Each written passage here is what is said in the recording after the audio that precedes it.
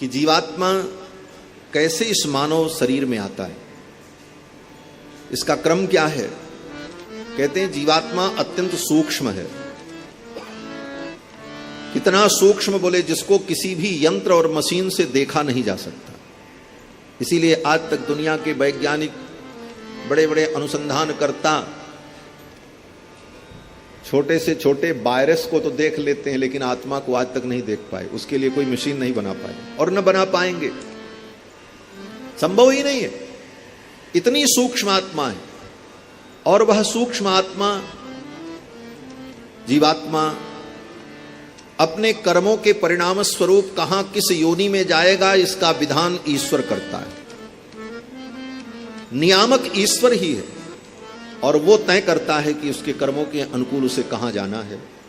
और जहां जाना होता है उसके लिए वो विधान जब तय हो जाता है तो वह सूक्ष्म जीवात्मा प्रकृति मंडल में जल के माध्यम से पृथ्वी पर आता है और पृथ्वी पे आकर के वह सूक्ष्म जीवात्मा वनस्पतियों में प्रवेश करता है। जो वनस्पतियां उत्पन्न होती हैं, चावल दाल गेहूं अन्न दूध दही जो कुछ भी हम खाते पीते हैं, साग सब्जी, उन वनस्पतियों में वो जीव चला जाता है। और कहां से गया, किस वनस्पति में गया, ये न हमको पता रहेगा, न आपको, न उस जीवात्मा को।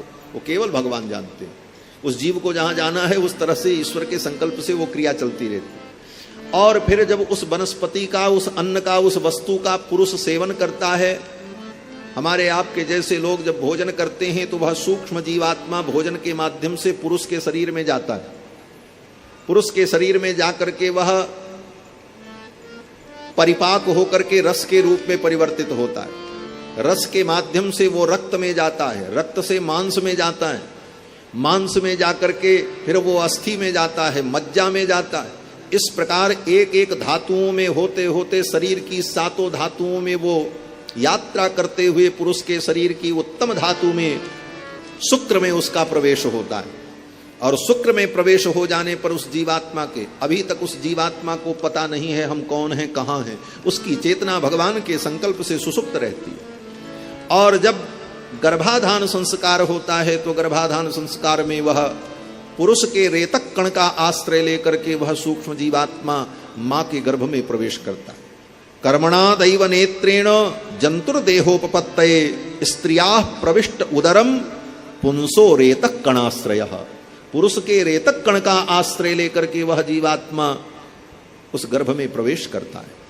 और गर्भ में प्रवेश करने पर कललम त्वेक रात्रेण पंचरात्रेण बुदबुदम, एक रात्रि में वो कलल के समान होता है, घनीभूत होता है।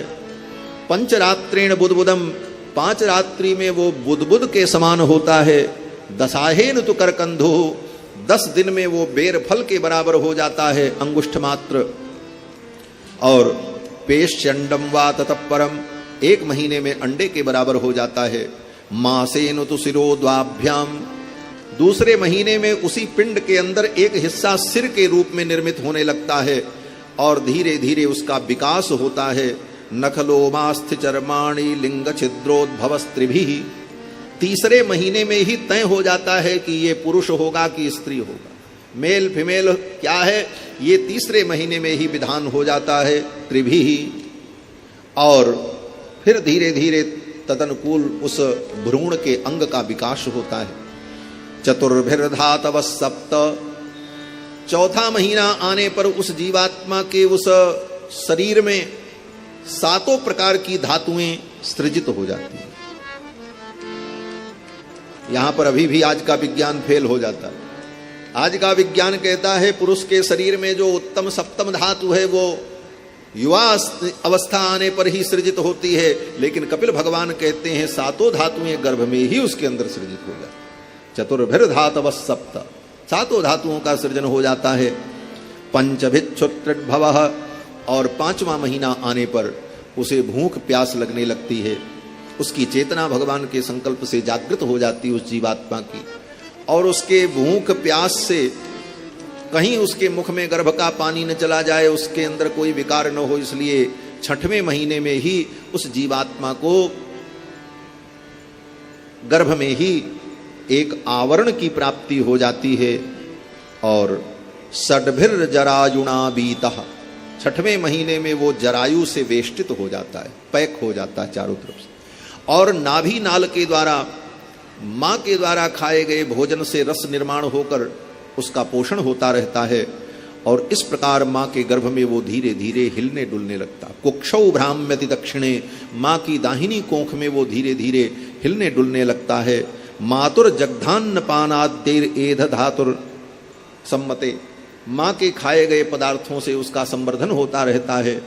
और उसी गर्भ की छोटी सी जगह में सेते बिण मूत्रयोर गर्ते सजंतुर जंतु संभवे, मल मूत्र के उस गर्त में, उस गड्ढे में, उस पेट में थोड़ी सी जगह पर वो जीवात्मा पड़ा रहता है।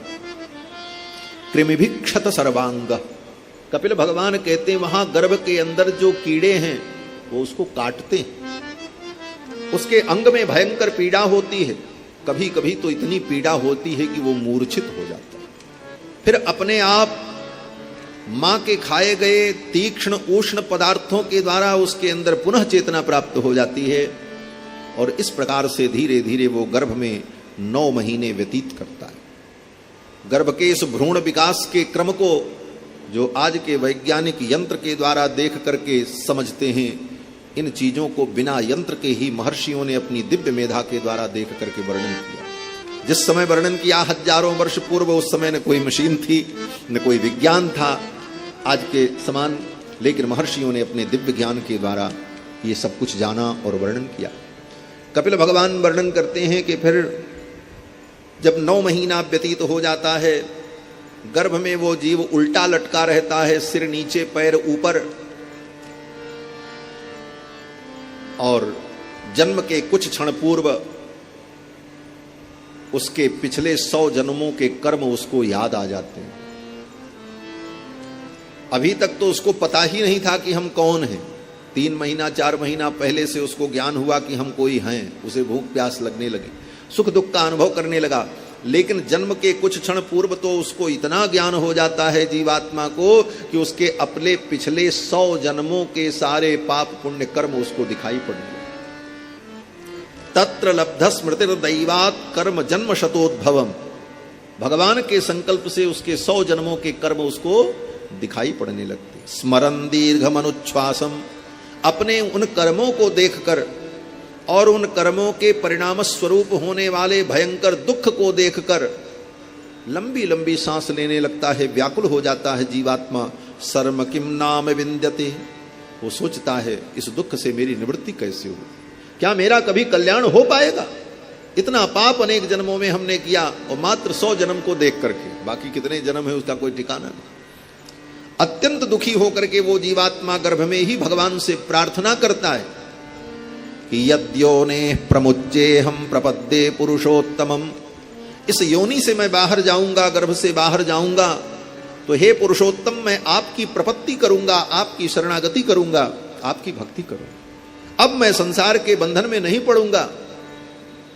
मैंने बहुत दुख भोगा, नाचे बहुत गोपाल, सूरदास जी कहते बहुत नाचे माया में, अब जग जाई भजऊं चक्रपाणी, अब तो जगत में जाकर के चक्रपाणी का मैं भजन करूंगा। गर्भ में उल्टा लटका जीव भगवान से प्रार्थना करता है। गोस्वामी तुलसीदास जी महाराज विनय पत्रिका में लिखते हैं कि सिर हेट ऊपर चरण संकट बात नहीं पूछत को, गर्भ में उल्टा लटका वो जीव प्रार्थना करता है कि अब जग जाई भजऊं चक्रपाणी, अब जगत में जाकर के चक्रपाणी का मैं भजन करूंगा। उसी समय भगवान उसे उसके इस संकल्प को सुन करके संतुष्ट होते हैं, ठीक है जाओ, फिर तुमको मैं अवसर दे रहा हूं। लेकिन ये जीवात्मा संसार में आते ही, जन्म लेते ही माया के प्रभाव से और गर्भ की वेदना के प्रभाव से उसकी ये स्मृति नष्ट हो जाती है। नष्ट स्मृति पुनरयम प्रवृणीत लोकम, उसकी स्मृति नष्ट हो जाती है और वो सब भूल जाता है। फिर आकर के संसार में उसी माया के प्रपंच में वो लिप्त हो जाता है। फिर भगवान की जब कृपा होती है, उसके पुण्य प्रकट होते हैं और जीवन में कहीं उसको सत्संग मिला, सत्संगति मिली, सत्पुरुषों का संग मिला तो उसे ये ज्ञान सुनने को मिलता है और तब वो सावधान होकर के पुनः अपने कल्याण के लिए, आत्मोद्धार के लिए प्रयास करने लगता है। इन सारे विषयों का कपिल भगवान ने अपनी मां को वर्णन सुनाया।